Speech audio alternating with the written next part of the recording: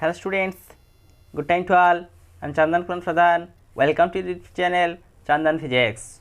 In this video, we are going to discuss Andre's experiment on carbon dioxide. Let's begin.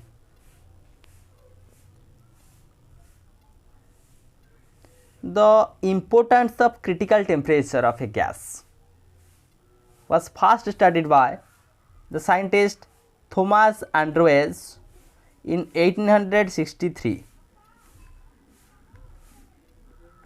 The importance of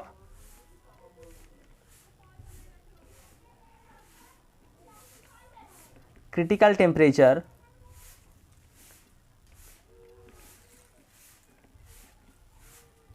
in gas, first studied by the scientist Thomas Andrews in 1863.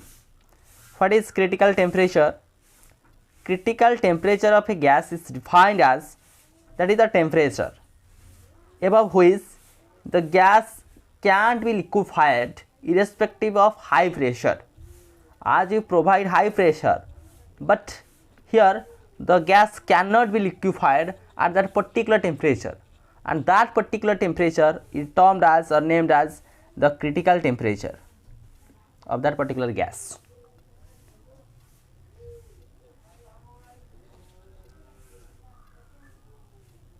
How the scientist Thomas Andrews performed his experiment, let me take a look.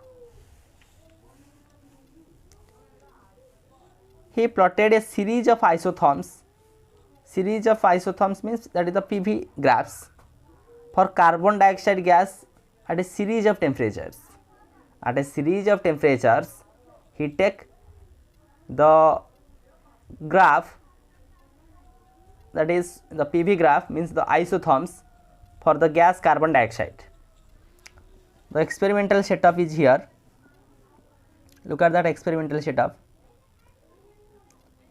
This is the steel case,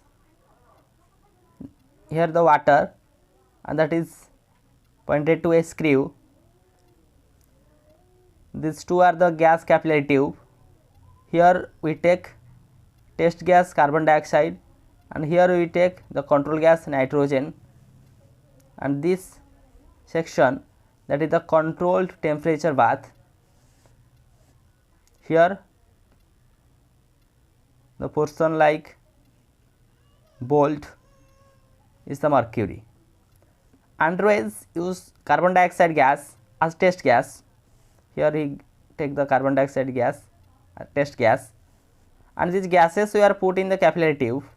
These gases are put in that of capillary tube. Both the gases were compressed by the tightening the screw at the bottom. To tightening the screw at the bottom, both the gas are compressed, and the screw controls the height of the water column. The water column is controlled by that screw. This is the experimental setup by Andrews. What he observed from this experimental setup? The pressure was calculated by using the nitrogen, assuming that under the condition of experiment it still obeyed Boyle's law. Here we take the control gas nitrogen, and the pressure is calculated by using that control gas nitrogen. Here we assume that that obeys the Boyle's law. Still we conduct that experiment. The capillary tubes were very strong, and the results were obtained by Andrews up to pressure of 10 to the power 7 Newton into meter to the power minus 2, means Newton per meter square. That temperature, up to that temperature, we get the strong, we take the results until that temperatures. Here we take the capillary tubes are very strong. Since we take that much amount of pressure, he was successful in explaining that real gas show considerable deviations from the perfect gas. From this experiment, he concluded that how the real gases show the considerable deviations from the perfect gas equation. We take the number of isotherms. So, how the graphical view of Andrews experiment conclude regarding the deviations of real gas from perfect gas equation. Let me take the graph. Here we take the graph. This is the graphical view. In x axis we take volume and y axis we take the pressure. Pressure is calculated by using the nitrogen gas as an experimental setup by Andrews. Here these are the isotherms 1, 2, 3, 4, 5 isotherms, means the PV graphs. That means here are the different isotherms of carbon dioxide gas at different temperatures. First one at temperature 13.1 degree Celsius, that is 21.8 degree Celsius, that is 31.1 degree Celsius, that is 35.5 degree Celsius, that is 48.1 degree Celsius, means increasing order of temperatures are taken into consideration for the particular isotherms. First we take the isotherms as lower temperature, that lowest temperature be 13.1 degree Celsius. This is the isotherm graph A, B, C, D. What happened here? Look at that particular graph. Here the point A represents carbon dioxide in the gaseous state, that is carbon dioxide in gaseous state, that occupying a certain volume under certain pressure. Here we take that certain volume under certain pressure. As pressure is increased,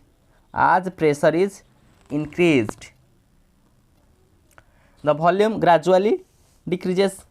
Here the volume gradually decrease in manner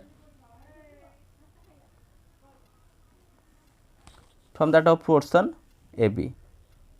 In that of portion AB, as pressure increases, gradually the volume decreases and begins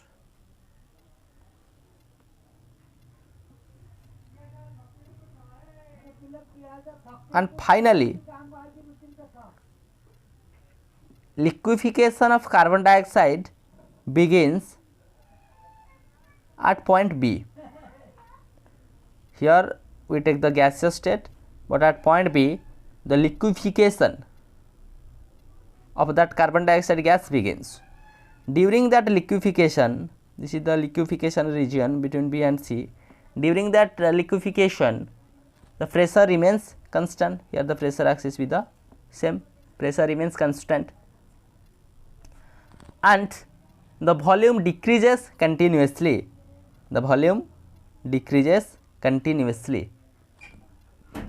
As shown in that of portion BC. At point C, the gas is totally liquefied.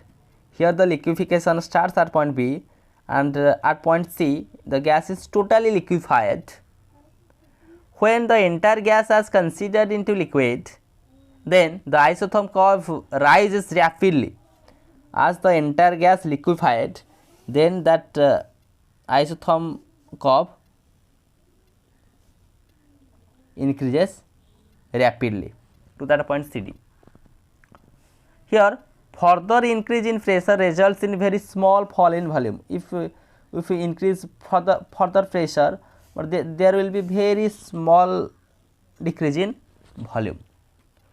Thus carbon dioxide exists as a gas along the curve AB. Here carbon dioxide treated as a gas.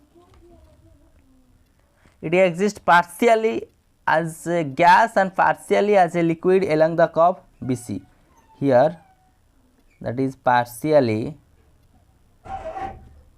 gas and partially liquid in that of portion BC. While carbon dioxide gas exists totally as liquid along the curve CD. Along the curve CD, that gas is here, the entire curve along the curve CD, that is the liquid. These are the phases of that particular carbon dioxide gas. In that of region, that is gas. In that of region, that is partial gas and partial liquid. In that of region, that is liquid. Here gas starts at point B, liquefaction starts, the liquefaction continues. At that point, liquefaction totally stopped, and that gas converted to liquid, and gradually as pressure increases further, then volume, there will be minor decrease. This is the first isotherm. If we take second isotherm, means EFGH isotherm, at taking 21.8 degrees Celsius temperature, the only difference in this isotherm is that horizontal portion GF, that portion GF is relatively much slower as we compare to that of BC region. If we compare BC and FC, so GF or FC is very little bit smaller as comparison to that of BC. These two are very similar, but here there will be a little bit difference. And again that curve, also these two curves combiningly represent liquid scenario, liquid.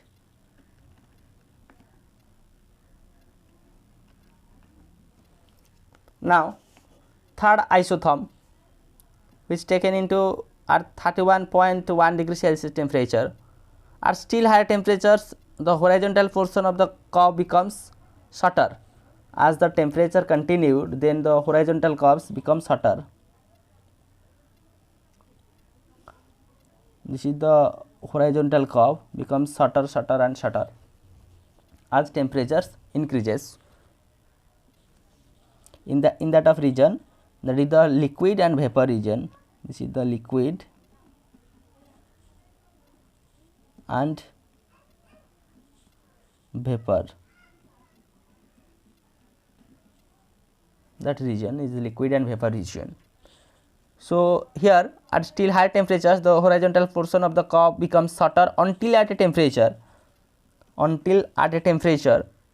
it is reduced to just a point that is represented by the point X.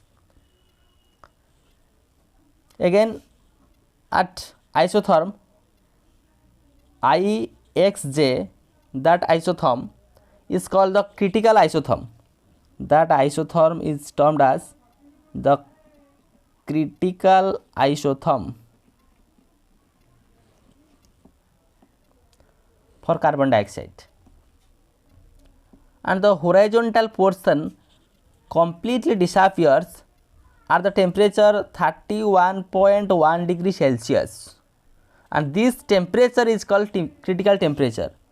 That temperature is called critical temperature for carbon dioxide gas. As you take the graph for carbon dioxide, so that isotherm is known as critical isotherm, and the temperature at which that critical isotherm occurred, that particular temperature is termed as the critical temperature. Next we take the isotherm LK and NM. So above the critical temperature, above that critical isotherm or the critical temperature, the horizontal portion of the isotherm is absent.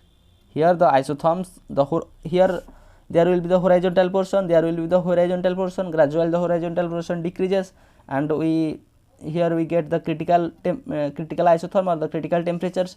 But above that critical temperature, that horizontal portion will be vanished or disappeared. There is no formation of liquid in these regions. There will be no formation of liquid, and here in this region we take only gaseous section, only gas. no liquid is formed in that of particular region. So, we conclude that the above critical isotherm IXJ, the above critical isotherm, here is the two isotherms to the above IXJ, no liquid state is possible.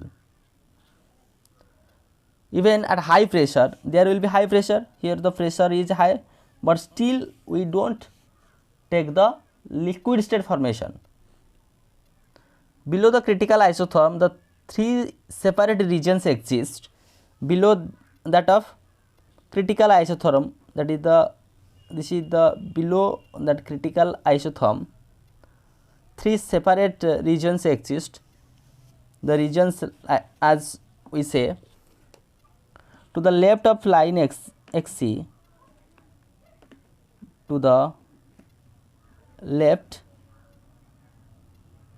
of line XC, liquid state exists. XC left, we take the liquid state.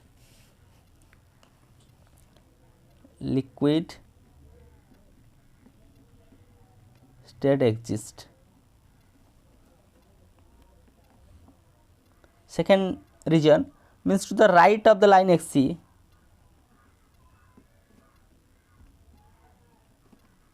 right of line XC, right of that of line XC, we take the gaseous state. This is the right, this is the left of that of XC, this is the right of that of XC. Gaseous state exists.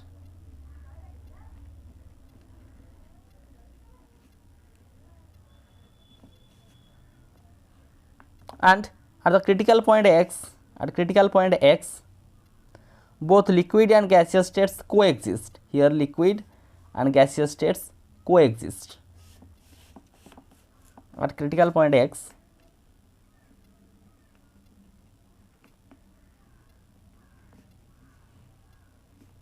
both liquid